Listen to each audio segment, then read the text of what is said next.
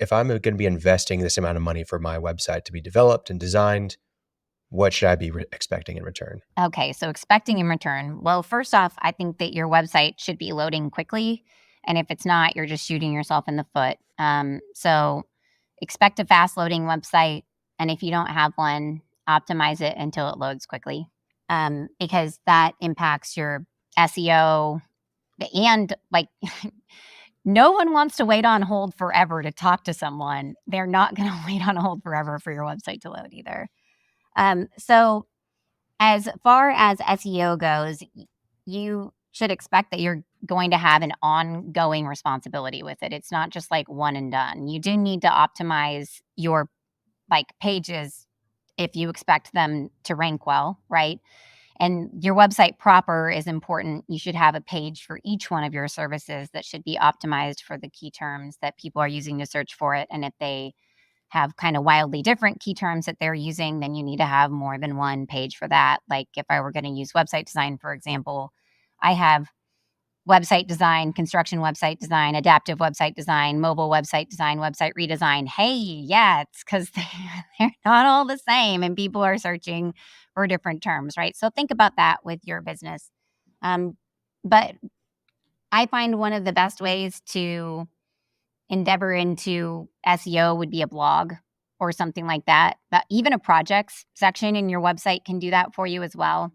Hmm. Just continually adding content in. And if you choose for projects to be that continually added piece of content to your website, make sure that you are formatting those pages correctly so that way they can be found in Google and they show Google this is what we do because they're just going to keep adding, you know, I don't know, rapport with Google by updating that portfolio all the time.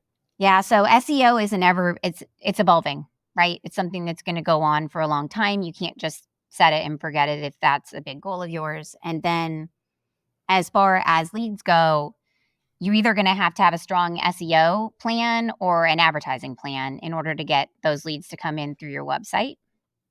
Um, that's just the way it works. Like you can't just build it and expect people to automatically flood through the door. Like, Right. it takes time, right? And so that SEO is a time and a money, like right. And then ads are a fast. SEO is I think of SEO as a marathon. Ads are a sprint. So if you need results fast, you're going to need to send people there through advertisements. Yeah, there you go. Yeah. And I mean, ideally, you are generating qualified opportunities for your business through your website. Mhm.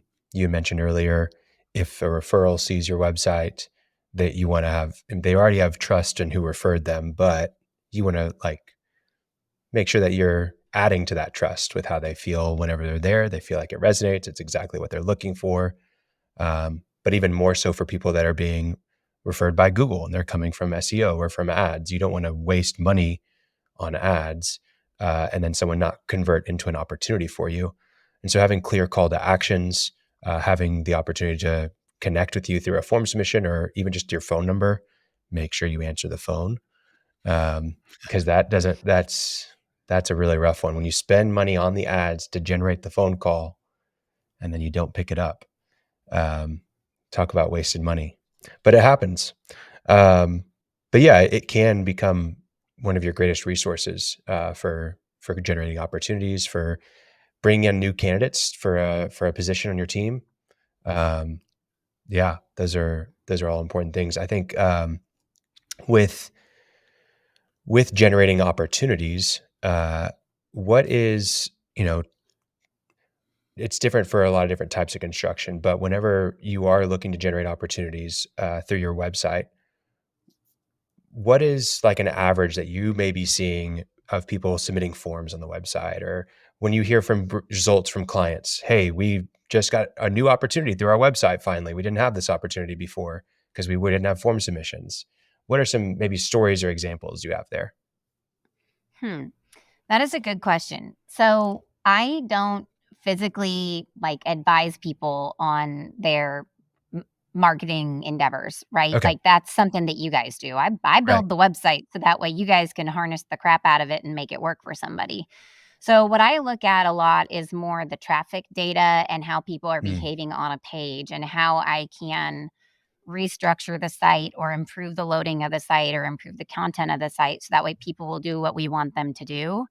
I look less at the contact form submissions and leads that are coming through than I would at the overall architecture because Mm. that's my role. And I would say that when people regularly add content to their website, what you can expect is that traffic is going to grow year over year. Like it's going to become exponentially more every single year. So that is an important part. You'll start and it'll be like maybe 5% of your traffic. The next year it'll probably be 10. The next year it'll be 20 and it just keeps growing and growing as you add things to your website even if you only add them once a month. Um I I have looked for trends, but the businesses are all very different sizes that we work with, and they're in different parts of the US and work with different audiences. So it's like kind of crazy how variable it is, but you should be seeing that you have a consistent influx of traffic with your year over year data, right? So things are going to change with the seasons. So you're going to have to look back at your customer and see, okay, first quarter is a slow quarter for us. Second quarter is bigger, and so you'll see a lot of traffic coming in before people make their decisions, right? So if you're getting a whole bunch of leads in March, then you should be seeing traffic picking up in January and February, right? So you can look at your sales seasons and then go back to your website traffic and see how it fluctuates. But then after, like I said, if you've got 2 years worth of data, I like to look at them year over year comparatively and watch those months and see like are they consistent, right? Mm. But you should have the most traffic on your homepage. That's where most people should be coming in, unless you have an amazing blog, in which case you're going to have more traffic over there. Um, you should be seeing engagement time on your website somewhere nearing a minute or more. And if it's not a minute or more, then something is not right, probably. And yeah, views should be higher than users. Always. Um, and I don't see a lot of websites that have less than at least a couple thousand people going to them a year. Like if you don't have at least a couple thousand people going to your website a year, something's not right. Now with the Google Analytics 4, bounce rate is depreciated and they don't have it anymore. So that used to be a metric that I talked about all the time, but you can't get it anymore. So meh. Really? We got to look at engagement time. They Mm. killed it. Yeah, there you Yeah. go. So the metrics that I would look at are engagement, and that's how long people are on your website and working either on a page by page basis. If you're looking at landing pages, it would be telling you on this page, this is about how long people spend on it. Or like on a per session basis, like they come to your website and this is about how long they're there for. So that's that minute or more metric that I want to see there. um, Views. So, how many times did people view the content? Users would be how many unique devices hit the website in a time period. And then I like to look at also where the traffic is coming from. I want to see, is it coming from Google? Is it coming from, like, is it direct? Is it email? Is it your ads? And then I like to see, how'd that ads traffic behave? Because if the ads traffic is behaving almost as well as your Google traffic, then you're doing a great job with your ads because you're targeting people when they're like in the buying cycle and they're ready to buy. Now, if you're doing ads in there to like early phase buyers, like they're just thinking about it, then they're not going to spend as long on your website, and you would expect that, right? And then I like to look at how, like, what device people are using to view their website. Is it a tablet? Is it a desktop? Is it a laptop?